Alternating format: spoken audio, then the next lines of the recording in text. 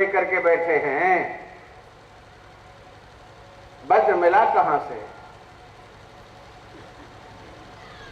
भगवान की प्रेरणा से वृत्रासुर का वध करने के लिए देवता लोग दधीच ऋषि के यहां जाते हैं। दधीच से उनका शव मांगते हैं, हड्डी मांगते हैं वज्र बनाने के लिए। दधीच अच्छा कहते हैं, भैया हो तुम लोग बड़े परोपकारी हो, ऐसे सीधे सीधे किसी का शव मांगा जाए हड्डी लेने के लिए कोई देगा भैया?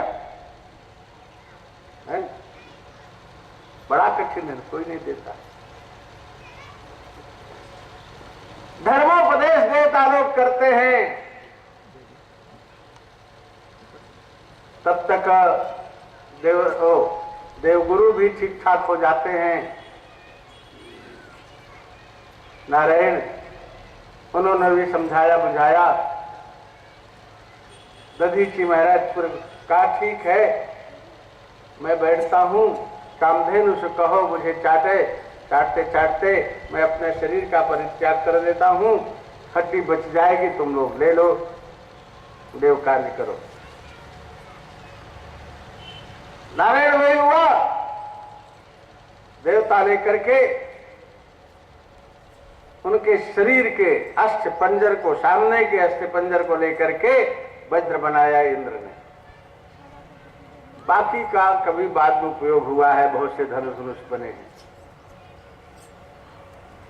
नारायण वज्र लेकर के इंद्र भी लड़ने के लिए उपस्थित हैं। बड़ा घनघोर युद्ध होता है, यहां तक कि इंद्र का वज्र हाथ से छूट करके गिर पड़ा।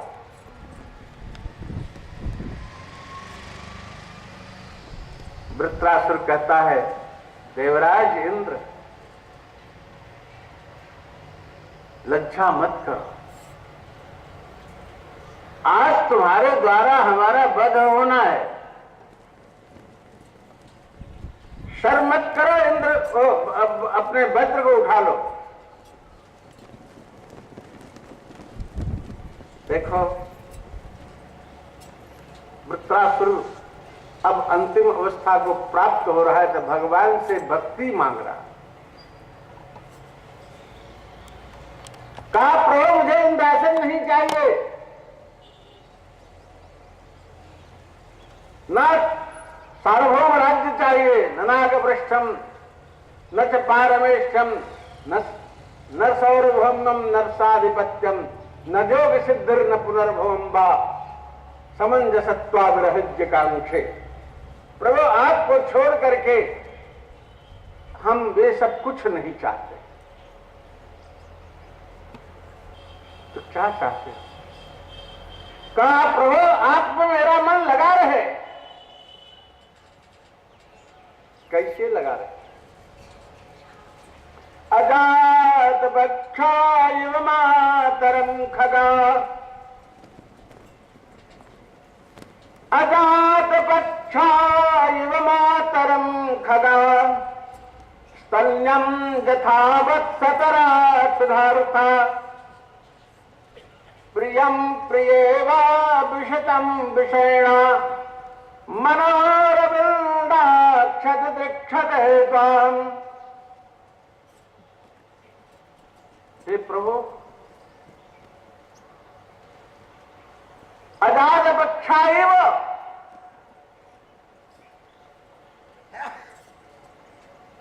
जिस पक्ष शावक के अभी पक्षौ अजातः, माने अभी दोनों पंख निकले नहीं हैं।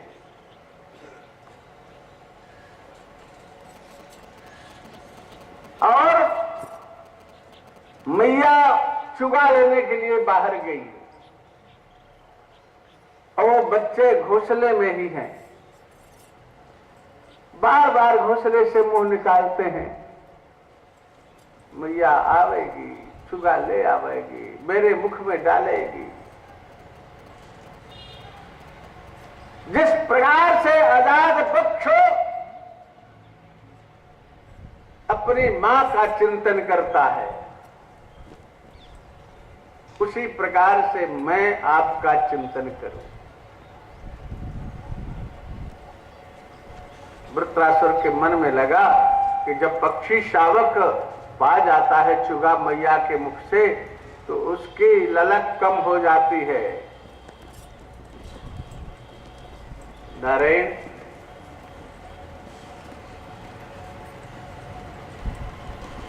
ये उदाहरण उतना अच्छा नहीं। दूसरा उदाहरण दिया, स्तल्यम यथावत् सतरा सुधारता।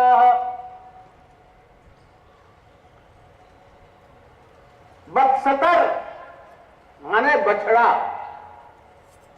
किसके बछड़े को बत्सतर कहते हैं? गैया के बछड़े को बत्सतर कहते हैं।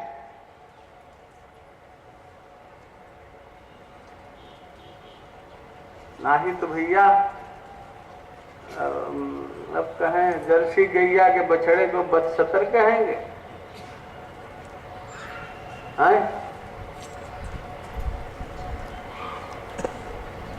पर जर्सी गैया तो दूध का एक मटका तो हो सकती है, गैया नहीं।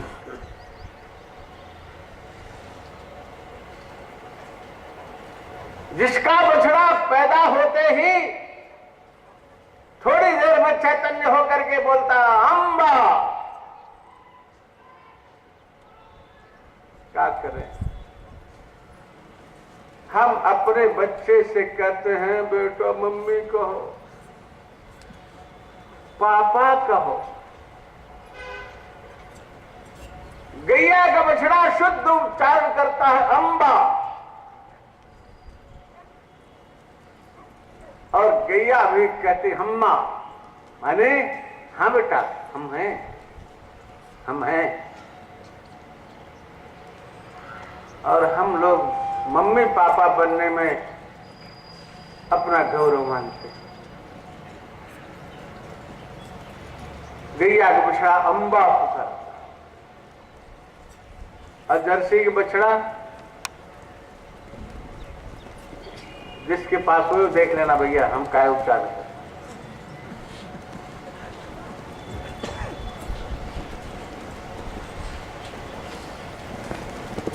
गाय तो गाय है भैया। शासनाद मत्तम गोत्रम, जिस गैया के शासना नहीं है, ललरी नहीं है, ककुत्म नहीं है, एक ककुत्म माने डील, ये डील भगवान का शंकर का स्वरूप है। और गर कंबल वो गोत्व है। अगर गल कंबल नहीं, शासना नहीं, उसी को शासना कहते हैं। तो गैया नहीं, भैंस हो सकती है, सुअर हो सकती है, लेकिन गाय नहीं हो सकती।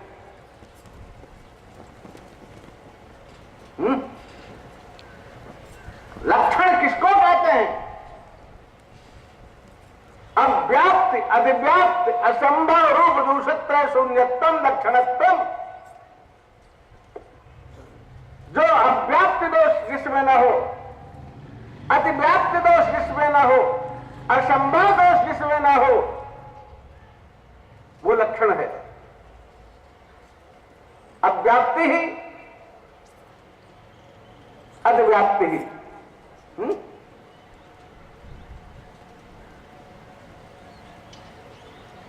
यथा गो श्रृंगत्वम अव्याप्त दोष। नारायण नारायण अतिव्याप्ति दोष। कपिलत्वम न गोत्वम, कहते हैं कपिला जो है वही गाय है। तो कपिला तो गाय है, लेकिन श्वेत भी है, रक्त भी है, श्याम भी है, वो भी गाय है। तो एक देश में लक्ष्य एक देश तो तम अव्याप्ति, लक्ष्य के एक देश में जो रहता है वह अव्याप्त दोष है।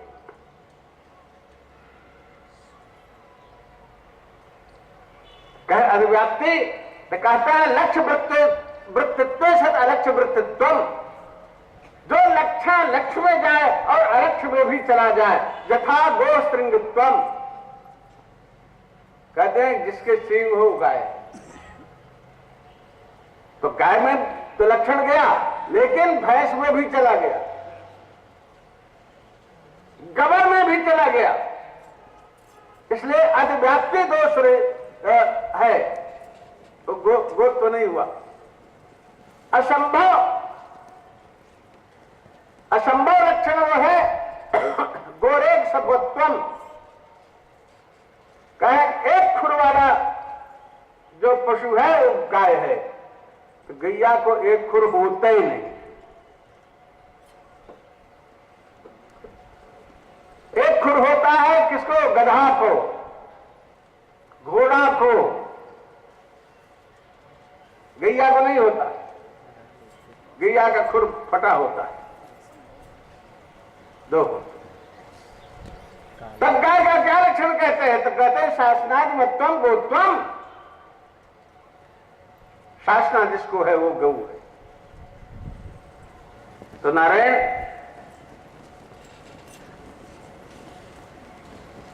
तो गैया का बछड़ा भूखा बंधा है घर में। अब गैया जंगल गई चरने के लिए, छटपटाता बेचारा, अम्बा अम्बा अम्बा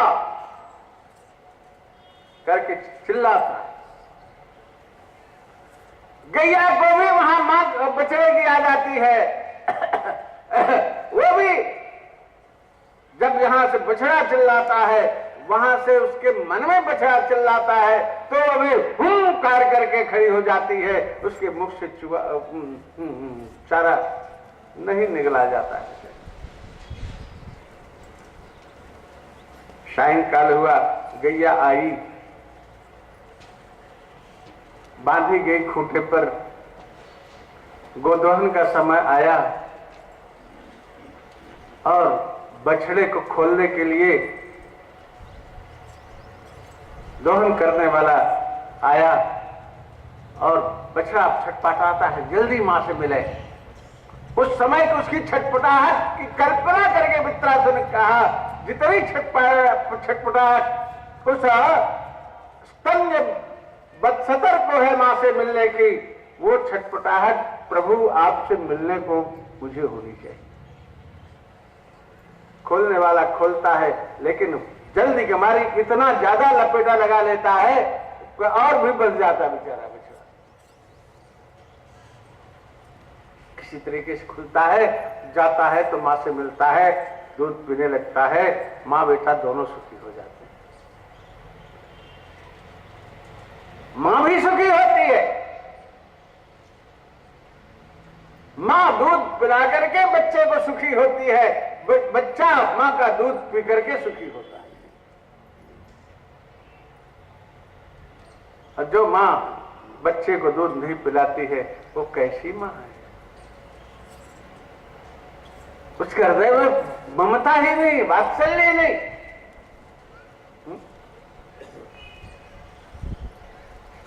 नारायण, लगता है वृत्रासुर को कुछ कम लगा। तीसरा उदाहरण देते हैं। प्रियम प्रिय एवं विशतम विषयणा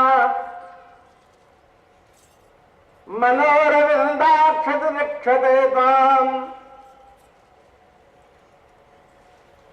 जैसे कोई प्रेषी पत्नी उसका पति परदेश गया हुआ है, अब वो घर में है, सारे परिवार की सेवा करती है,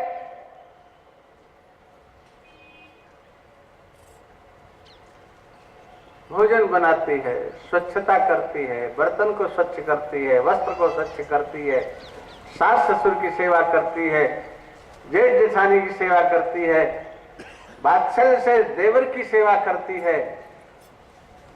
किसके लिए करती है? अपने पति के लिए ना। ये बड़ा पुराना उदाहरण है भैया, आजकल के लिए लागू हो या मत लागू हो। काय को हम इन सबकी सेवा करें, हम भी साथ चलेंगे।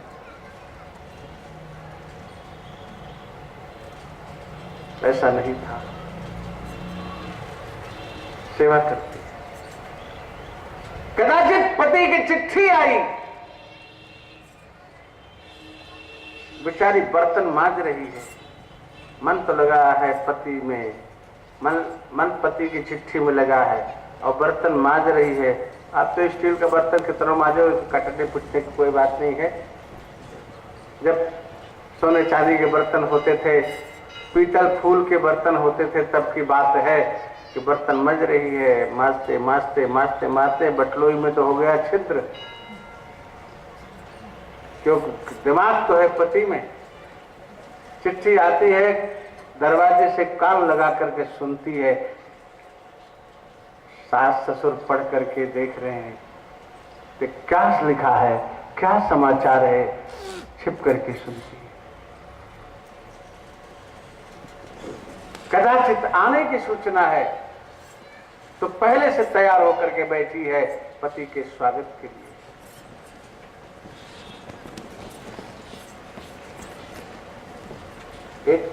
एक पत्नी ने सुना हमारा पति आ रहा है, घर के सब लोग स्टेशन जा रहे हैं उसको रिसीव करने के लिए, सब लोग चले गए, यहां पत्नी से भी नहीं रहा गया, वो भी निकल पड़ी।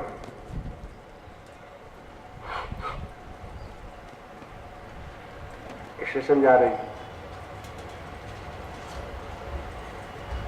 बीच में स्वामी जी नमाज पढ़ने लग गए। रास्ते में बैठ करके नमाज पढ़ रहे थे, बार बार उठा पटक करते हैं ना मुल्ला जी, नारायण।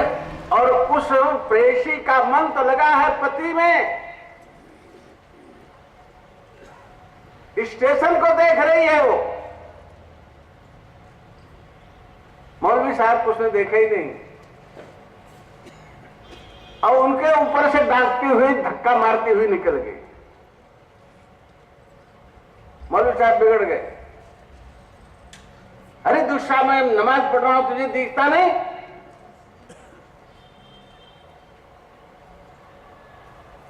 खड़ी हो गई, कहा बाबा,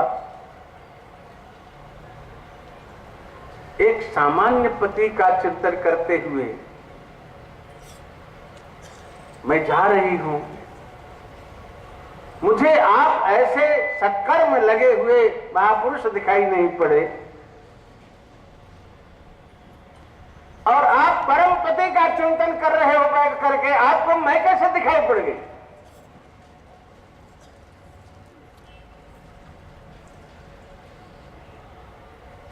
मौलवी साहब शर्माए होंगे, हाँ ठीक है बेटा जाओ। तो जिस प्रकार से प्रेषी पत्नी का चित्र अपने प्रेमी पति में लगा हुआ है, हे प्रभु उसी प्रकार से मेरा मन आप में लगे और मैं आपको ही देखूं, दूसरे को देखने की इच्छा नहीं करूं। इंद्र सब सुन रहा था। इंद्र वृत्रासुर की भक्ति से बहुत प्रभावित था। वृत्रासुर कहता है, इंद्र उठाओ वज्र और मुझे मारो। इंद्र वज्र उठाते हैं, मारते हैं। वृत्रासुर बड़ा भयंकर राक्षस था हो।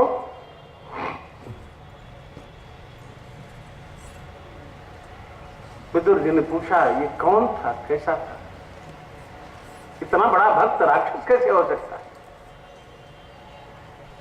सुखदेव मैत्रेय जी ने कहा, प्रभु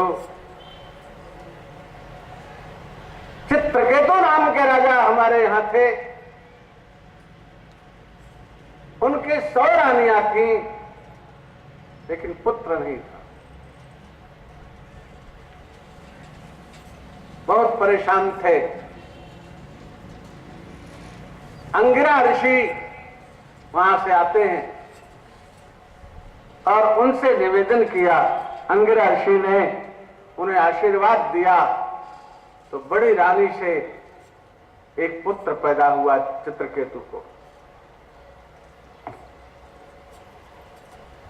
नारायण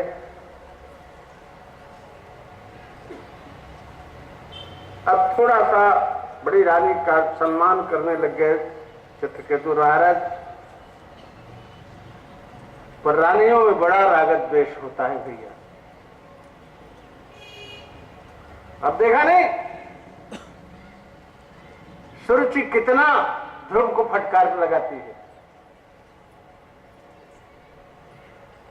ऐसे यहां पर रानियों ने मिलकर के उस बालक को विष दे दिया और वो तो बालक मर गया, नीला पड़ गया। धाय जो थी उसने बहुत देर हो गया सुलाए, जाकर के देखा तो मर गया, बच्चा पड़ा हुआ है, नीला पड़ गया है, धड़ाम से गिर जाती है पछाड़ खा करके। इतने में रानी को भी पता चलता है, महाराज को भी पता चलता है और वो जितने और रानियां थे जिनने सब मारने का कृत्य किया था वे सब भी साहब वो तो और 15-15 पाती के आंसू बहाते हुए रो रही। नारायण महाराज बहुत दुखी थे और उन्होंने अन्न जल का भी परित्याग कर दिया। अंत में अंगिरा ऋषि आते हैं फिर से और नारद जी साथ में आते हैं, दोनों के चरणों में प्रार्थना किया, बहुत समझाया बुझाया, अपना परिचय दिया नारद जी ने, मैं नारद जी हूं और ये तुम्हें पुत्र प्रदान करने वाले अंगिरा जी हैं। अरे तुम्हारे पुत्र का इतना ही समय था, वो तो स्वर्ग में चला गया, उसके सभी बंधन छूट गए। कहा महाराज नहीं मैं देखना चाहता हूं, कहा बुला देता हूं। उसको बुला दिया, पूछा, कहा नारद जी ने कि तुम्हारे बिना ये बहुत दुखी हैं तुम्हारे पिता। तो उसने कहा कब ये हमारे पिता थे, मुझे तो स्मरण ही नहीं। हमारे तो पता नहीं कितने पिता माता हो गए, कितने जन्म बीत गए, किस जन्म में हमारे पिता थे। तब चित्रकेतु को ज्ञान हुआ, राज्य छोड़ करके जाकर के भजन करने लगते हैं और वही फिर जाकर के चित्रकेतु नाम के गंधर्व होते हैं।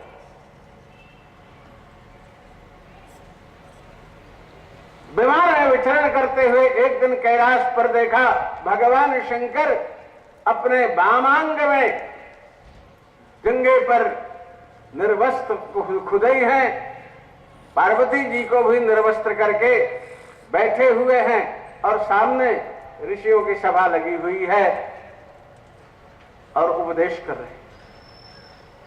इसने देखा चित्रकेतु ने विमान पर, अरे ये कैसे भगवान हैं, कैसे जगत गुरु हैं, ये समाज में पत्नी को नग्न करके गोद में लेकर के बैठे हुए हैं और सबको उपदेश कर रहे हैं।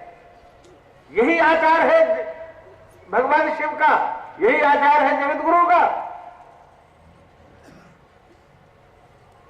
उसने सोचा न समझा, शाप दे दिया। नारायण नारायण, अरे बड़ी फटकार लगाई।